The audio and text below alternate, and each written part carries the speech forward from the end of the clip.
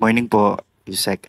Ma'am, nag-start na po yung hearing ni Senator Amy Marcos regarding sa arrest ni former President Duterte and dumalo po si Senator Bato de la Rosa doon. And sa sinabi niya po ay parang nagrereklamo po siya sa hindi pagdalo ng ilang executive official at ito raw po ay tahasang pagbabaliwala sa doktrina ng checks and balances ng ating gobyerno. He adds na we are on the verge of constitutional crisis kung tuluyan daw pong i-snob yung investigasyon. Our reaction po. Sino po nagsabi po? Si Senator Bato de la Rosa. Hindi po ba niya natatandaan na nagkaroon na ng first hearing? Siya po yata yung wala.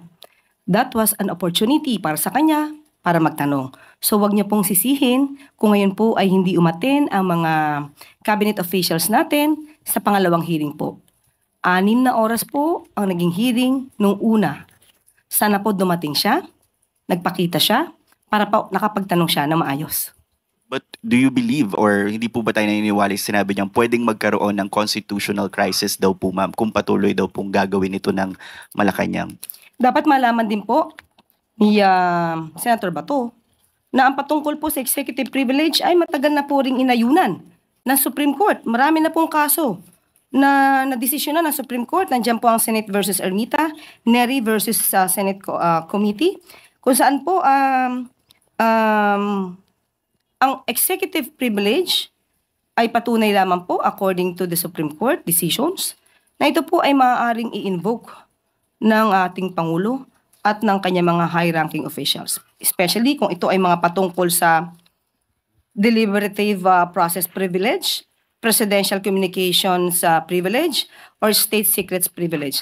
So sana po mabasa niya po ang mga kasong ito para po siya maliwanagan. Follow-up question from Maricel Halili.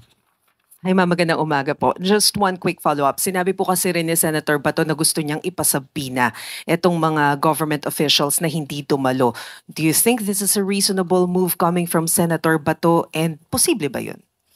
Nasa kanya po yan. Kung magpapasupina siya, siguraduhin lamang din po niya na siya po ay magpapakita. Yusek, sinabi kasi kanina na on negotiation phase pa yung pagbili natin ng F-16 sa US.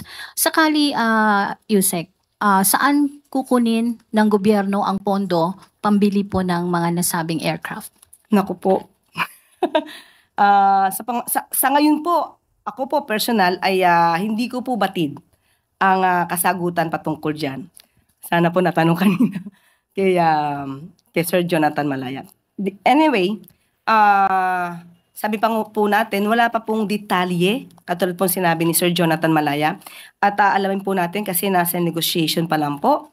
At pagka po nagkaroon na po ng mga detalye patungkol po sa budget, muli ibibigay po agad namin sa inyo. Thank you po.